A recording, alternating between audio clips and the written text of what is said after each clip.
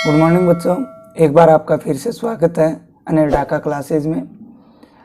हमने कल विस्तार से चर्चा की थी लाइव क्लासेज के अंदर कि किस प्रकार से आपका जो सिलेबस है उसकी बात हमने की थी। आगे हम क्या करने वाले हैं उन बातों को हमने ध्यान से उनकी बहुत ही विस्तार से हमने चर्चा की थी।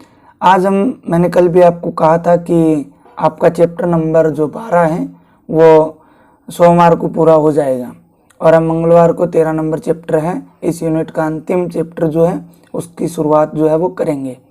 तो हम लोग जो है इस चैप्टर में चल रहे थे वो हमने बात कर ली थी। लास्ट तक कहाँ तक बात की थी हम लोगों ने लास्ट तक कहाँ तक बात की थी हम लोगों ने लास्ट जो टॉपिक पढ़ा था वो पढ़ा था जो गुलिका निर्माण की संरचना है उसकी हम लोग बात जो है वो कर रहे थे। किसकी बात कर रहे थे? गुलिका निर्माण की हम लोग जो है बात कर रहे थे। अब हम उसके आगे बात करते हैं गुलिका निर्माण के बाद में। तो देखिए, दो प्रकार की प्रोटीन होती हैं, एक तो होती है लेग हीमोग्लोबिन और दूसरी जो प्रोटीन होती है वो होती है नोड यूलिन प्रोटीन। दोनों प्रोटीनों की हम लोग बात करते हैं कि ये प्रोटीन क्या होती हैं। तो देखिए, सबसे पहले एक नंबर कि सहजीवी नाइट्रोजन स्थिरीकरण की हम लोग बात कर रहे थे। स्थिरीकरण में दो प्रकार, कितने प्रकार? दो प्रकार के प्रोटीन का प्रयोग होता है। पहली जो है वो है leg haemoglobin.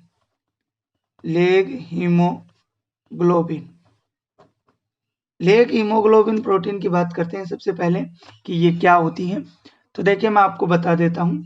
Leg haemoglobin protein जो है ये सहक्रिय एवं क्रियाशील गुलिकाओं में पाई जाती है। किसमें? सहक्रिय एवं क्रियाशील जो भी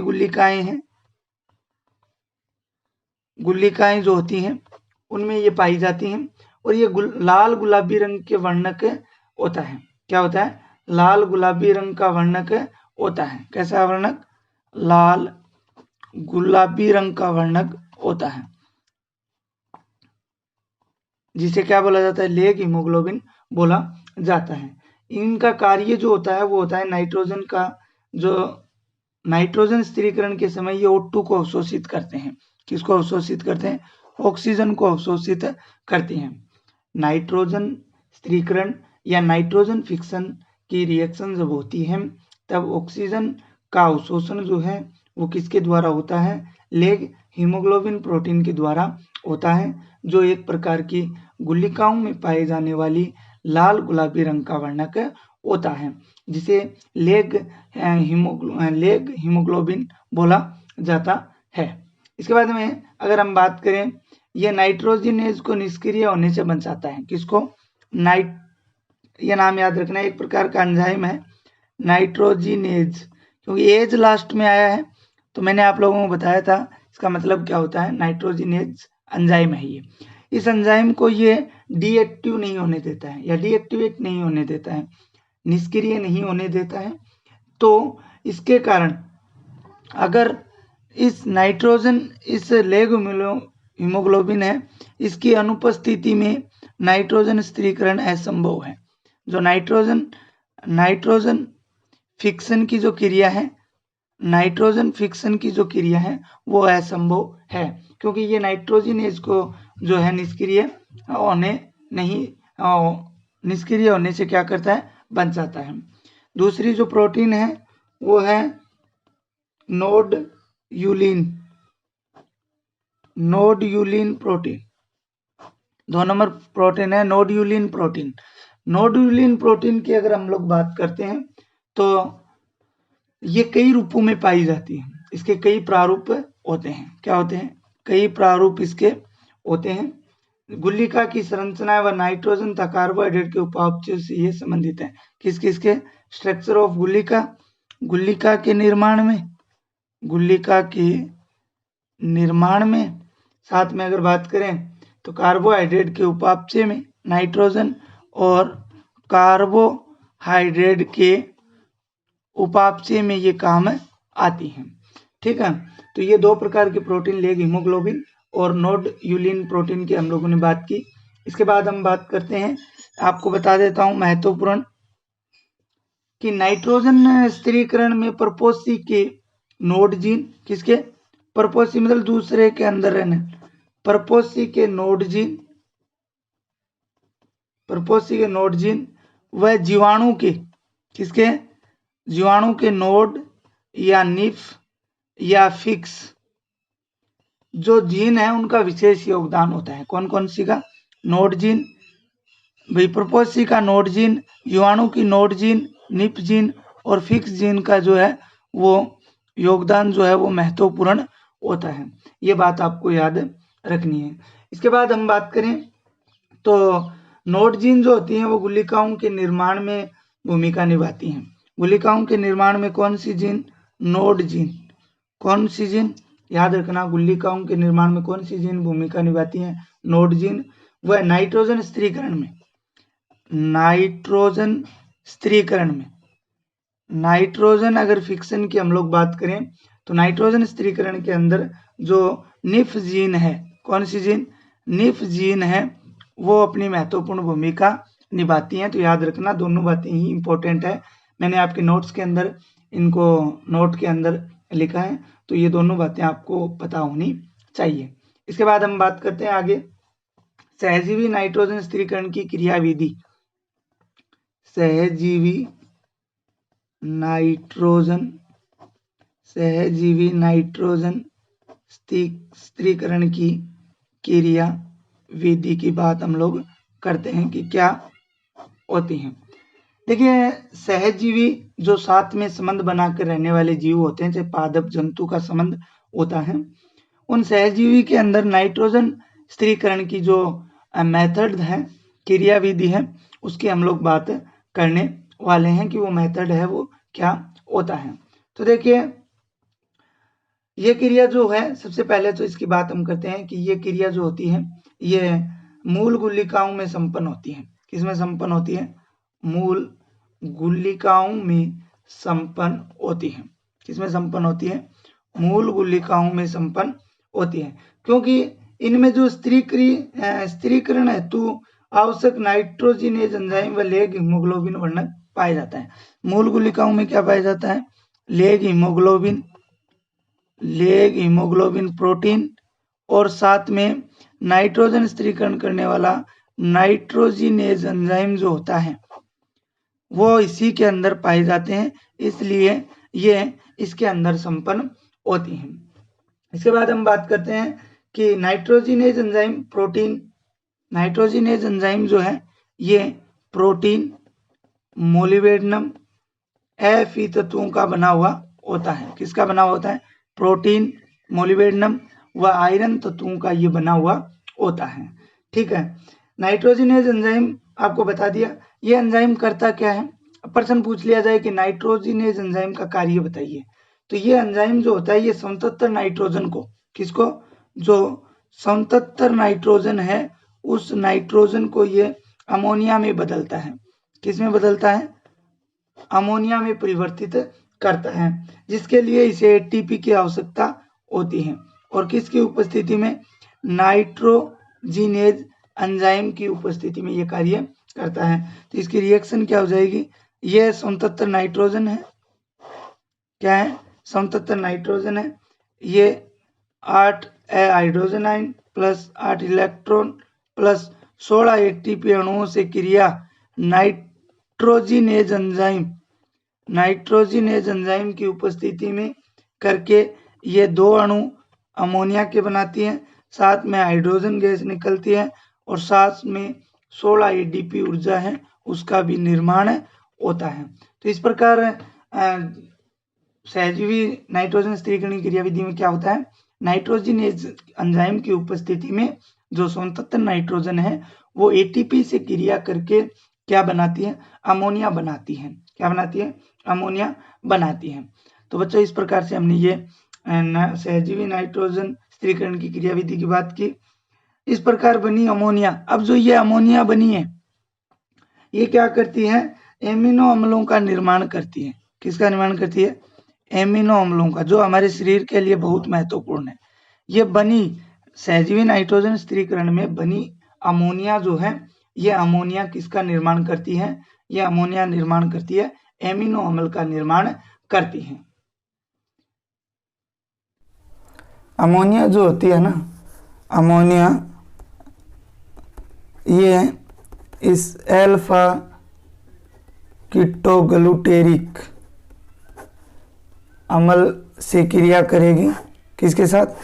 अल्फा कीटोग्लूटेरिक अम्ल के साथ क्रिया करेगी और ग्लूटेमिक अम्ल बनाती है। क्या बनाती है? ग्लूटेमिक अम्ल बनाती है, जिससे विभिन्न प्रकार के एमिनो अम्ल हैं वो बनते हैं। ठीक है, ये तो हो गया हमारा सहजीव नाइट्रोजन स्थिरीकरण की क्रिया विधि। इसके बाद हम बात करते हैं आगे वाला टॉपिक, अमोनिया का स्वांगीकरण। अमोनिया का स्वांगीकरण की बात करते हैं कि अमोनिया का स्वांगीकरण क्या होता है। तो सीधी सी बात है, अमोनिया शरीर के लिए या जो पादप हैं उनके लिए जहरीले होते हैं, चाहे अमोनिया हो या अमोनियम आयन हो। ये क्या होते हैं? पादपों के लिए क्या होते हैं? जहरीले होते हैं, विषाक्त होते हैं। अतः इनका सीधा प्रयोग नहीं किया जाता है।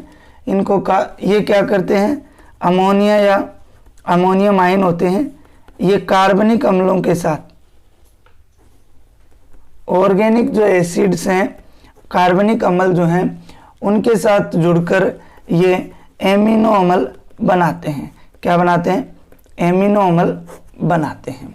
ठीक है, और ये एमिनो अम्ल जो हैं ये प्लांट्स के द्वारा अवशोषित किए जाते हैं, जो उनके लिए क्या होते हैं?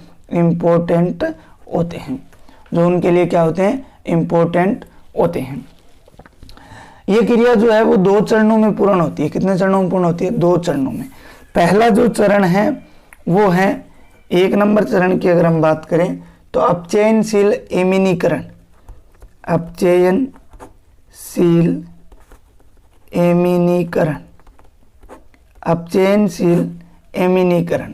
इसकी अगर हम लोग बात करते हैं तो इसमें जो मैंने अभी बताया आपको, अमोनिया जो है वो अल्फा कीटोग्लूटेरिक अम्ल के साथ क्रिया करके ग्लूटेमिक अम्ल बनाता है, जो एमिनो अम्ल का निर्माण करता है, जो क्या कहलाता है? अपचयनशील एमिनीकरण कहलाता है। इसमें अमोनिया हो गया, ammonium ion plus alpha ketoglutaric अम्ल, ग्लूटेरिक अम्ल हो गया, साथ में NADPH2 हो गया। ये जो है ग्लूटेमिक डिहाइड्रोजिनेज एंजाइम की उपस्थिति में ग्लूटेमेट एमिनो अम्ल का निर्माण हो गया, साथ में हाइड्रोजन निकलेगी और साथ में NADP बनेगा। तो इस प्रकार से ये अपचयनशील एमिनीकरण हो गया। दूसरी जो क्रिया होती है वो होती है ट्रांस एमिनेज अभिक्रिया। इंपॉर्टेंट है, ट्रांस एमिनेज अभिक्रिया। देखिए, ट्रांस एमिनेज अभिक्रिया की बात करते हैं तो इसमें जो एमिनो अम्ल के एमिनो समूह का स्थानांतरण होता है, इसमें जो एमिनो एसिड होता है उसके एमिनो ग्रुप का, किसका? एमिनो ग्रुप का जो है ट्रांसफर हो जाता है या स्थानांतरण जो है वो हो जाता है। किस में होता है? एक कीटो अम्ल को होता है। किसको होता है? एक कीटो अम्ल को होता है। एमिनो अम्ल के एमिनो समूह का स्थानांतरण एक कीटो अम्ल को हो जाता है, जिसके परिणाम स्वरूप नए एमिनो अम्लों का निर्माण होता है, जिससे क्या है? जो नए एमिनो अम्ल है उनका निर्माण होता है। नए एमिनो अम्लों का निर्माण जो है वो होता है। ट्रांस एमिनेज जो है इसके द्वारा लगभग 17 प्रकार के, कितने प्रकार के? 17 प्रकार के जो एमिनो अम्लों का संश्लेषण किया जाता है। 17 टाइप्स एमिनो एसिड जो हैं उनका जो है संश्लेषण किया जाता है या फॉर्मेशन जो है वो किया जाता है, निर्माण किया जाता है। ये तो हमारी बात हो गई 1 नंबर जो हम लोग पढ़ रहे थे, क्या पढ़ रहे थे? 1 नंबर हमने सबसे पहले शुरुआत किया था, मैंने आपको 4 चक्कर बताए थे नाइट्रोजन के, जिसमें हमने सबसे पहले जो है अजैविक नाइट्रोजन स्थिरीकरण की बात कर रहे थे। तो अजैविक नाइट्रोजन स्थिरीकरण जो है वो पूरा हो गया, ठीक है। उसके बाद में जैविक नाइट्रोजन स्थिरीकरण की हमने बात कर ली। ये किसके अंदर था? नाइट्रोजन स्थिरीकरण के अंदर था। इसके बाद में 2 नंबर बात थी अमोनीकरण की, 3 नंबर नाइट्रीकरण की और 4 नंबर विनाइट्रीकरण की। अब हम 2 नंबर बात करते हैं, अमोनीकरण की बात करते हैं। 2 नंबर मेन बी अमोनीकरण, बहुत ही सिंपल से हैं। अब अमोनीकरण क्या होता है? देखिए, अमोनीकरण की बात करते हैं तो मृदा में उपस्थित जो कार्बनिक पदार्थों का विघटन होता है, क्या होता है? मिट्टी जो है उसमें जो कार्बनिक पदार्थ उपस्थित हैं, कौन से पदार्थ? कार्बनिक पदार्थ, ये विघटित होकर अगर अमोनिया या अमोनियम आयन का निर्माण करते हैं, अमोनियम आयन का निर्माण करते हैं, तो उस क्रिया को क्या कहा जाता है? अमोनीकरण कहा जाता है। परिभाषा क्या होगी? मृदा में उपस्थित कार्बनिक पदार्थों के विघटन से अमोनिया या अमोनियम यौगिकों के निर्माण की प्रक्रिया क्या कहलाती है? अमोनीकरण कहलाती है। अमोनीकरण की क्रिया है यह मृदा में उपस्थित सहक्रिय जीवाणुओं द्वारा संपन्न होती है। किसके द्वारा? सहक्रिय जीवाणु जो होते हैं, प्यूट्रीफाइंग जीवाणु, उनके द्वारा संपन्न होती हैं और उसके निम्न चरण हैं। उसके क्या है? निम्न चरण है। देखिए वो कौन कौन से चरण हैं जिनकी हम बात कर रहे हैं। पहला चरण जो है वो है प्रोटीन अपघटन।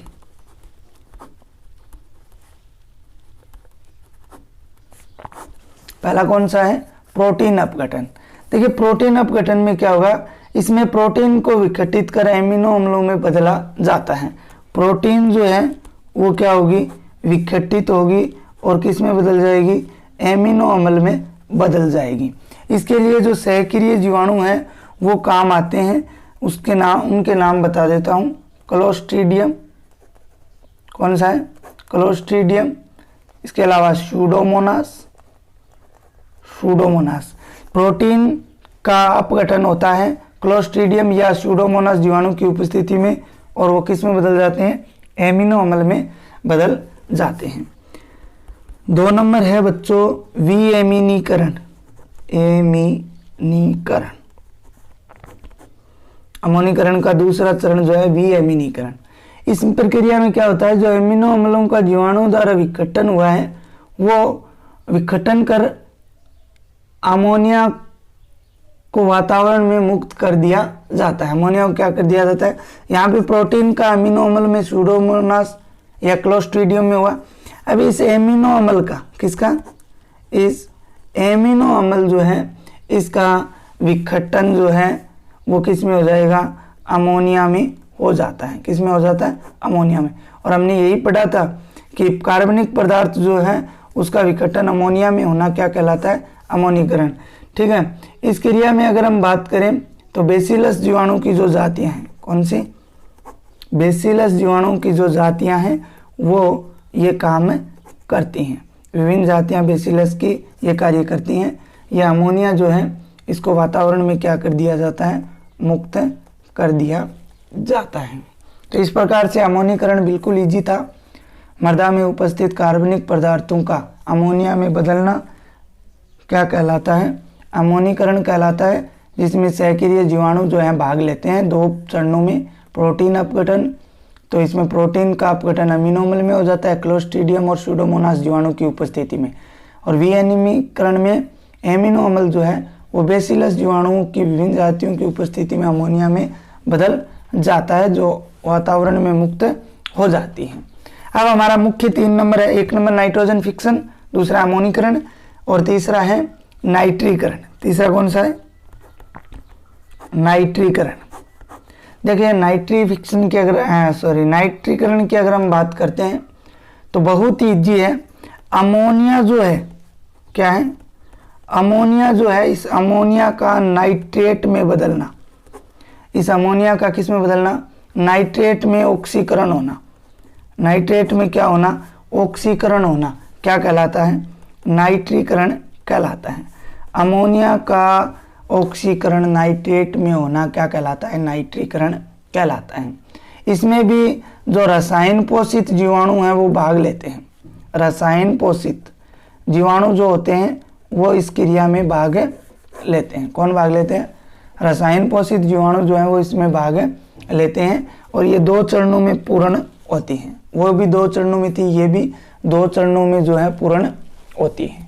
प्रथम अगर बात करें तो अमोनिया का नाइट्राइट में परिवर्तन, किस में परिवर्तन, नाइट्राइट में।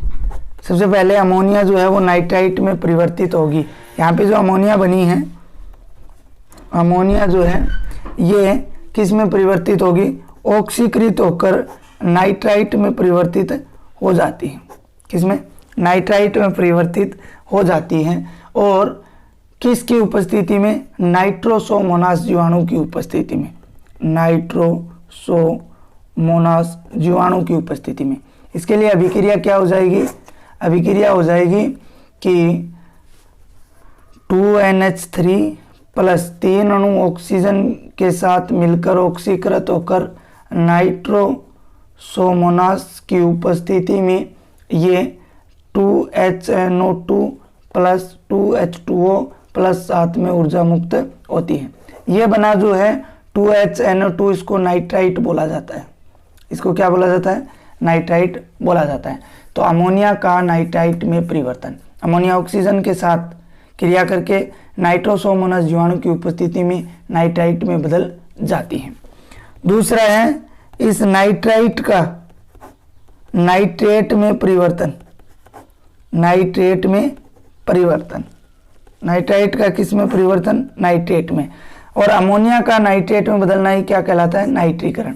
तो ये जो हमारे पास बना है 2HNO2, ये ऑक्सीकृत होकर और नाइट्रोबैक्टर एंजाइम की उपस्थिति में, नाइट्रोबैक्टर एंजाइम की उपस्थिति में ये किस में बदल जाएगा, 2HNO3। इस 2HNO3 को नाइट्रेट बोला जाता है। और साथ में जो है वो ऊर्जा निकलती है, साथ में क्या निकलती है, ऊर्जा निकलती है। तो नाइट्राइट का ऑक्सीकृत नाइट्रोबैक्टर की उपस्थिति में होकर नाइट्रेट में बदलना नाइट्रेट का नाइट्रेट में परिवर्तन कहलाता है। इस प्रकार अमोनिया का किस में परिवर्तन हो गया, नाइट्रेट में परिवर्तन हो गया है। इस पूरी प्रक्रिया को, इन दोनों चरणों को क्या कहा जाता है, नाइट्रीकरण कहा जाता है।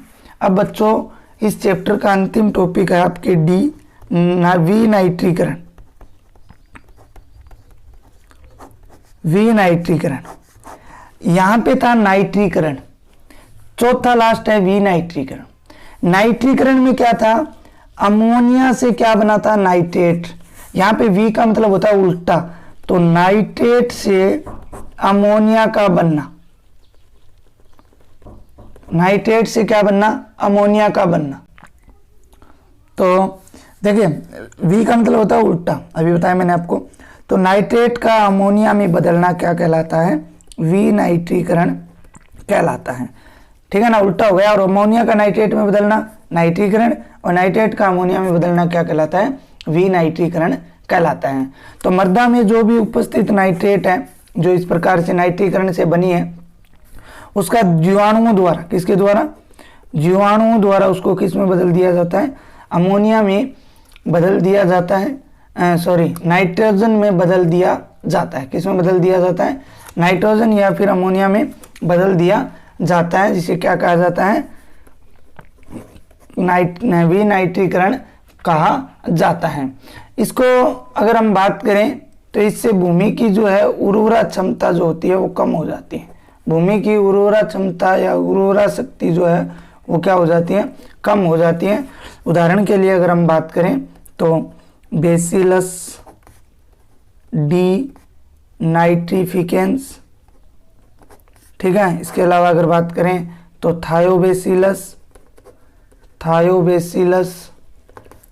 डी नाइट्रिफिकेशन, ठीक है। तो नाइट्रेट का नाइट्रोजन में बदलना क्या कहलाता है, या नाइट्रेट का अमोनिया में बदलना क्या कहलाता है, विनाइट्रीकरण कहलाता है।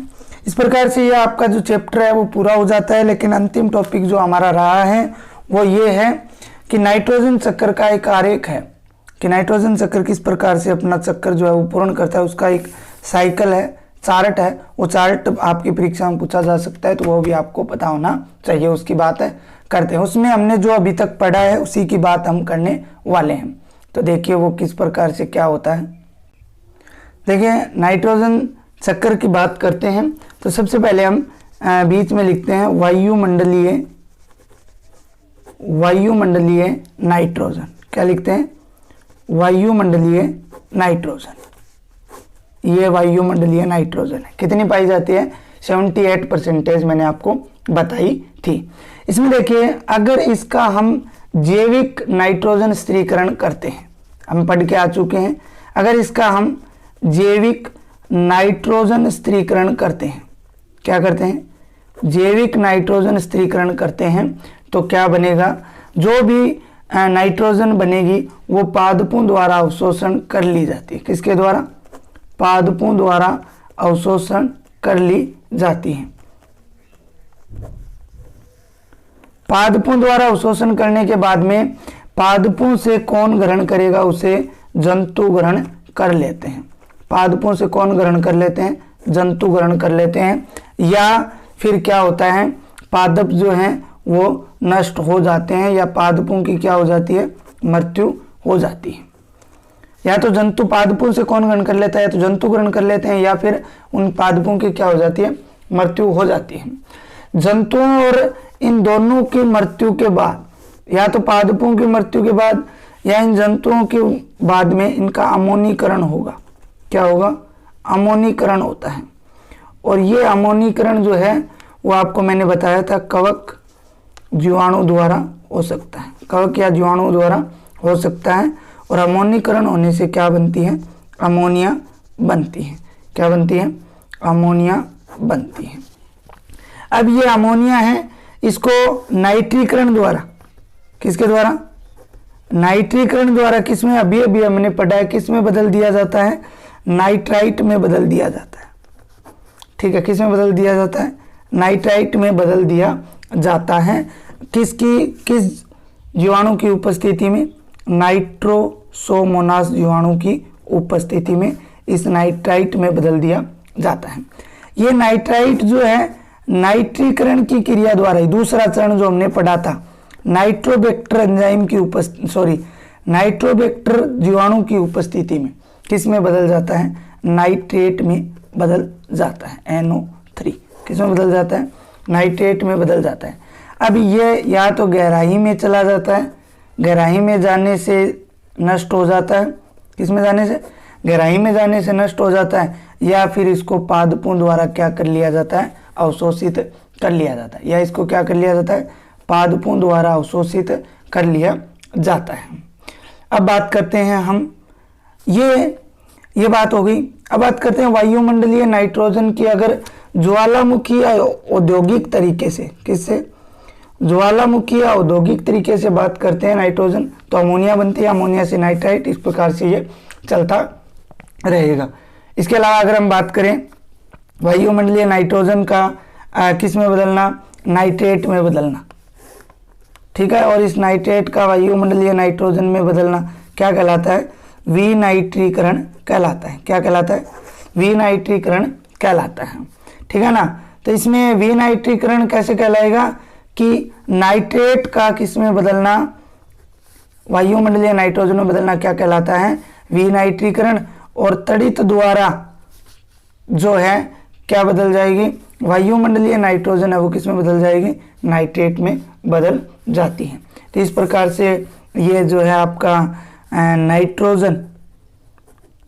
नाइट्रोजन साइकिल का पूरा आपके सामने चार्ट है जो आपको पता होना चाहिए। मैं इसकी जो है किताब वाली जो डालता हूँ उसमें स्पष्ट रेड कलर के चिन्ह लगा रखे हैं, तो वो सेम टू सेम ही है। या तो आप ये इसकी फ़ोटोज़ ले सकते हो या फिर आप उससे बना लेना। तो ये चैप्टर आपका पूरा हो जाता है। इसके बाद हम जिस चैप्टर की बात करेंगे वो आपका अगला ही चैप्टर होगा, 13 नंबर चैप्टर, जिसका नाम है प्लांट ग्रोथ, ठीक है, जिसमें बहुत सारे हार्मोनों की, पादप हार्मोनों की हम लोग बात करेंगे।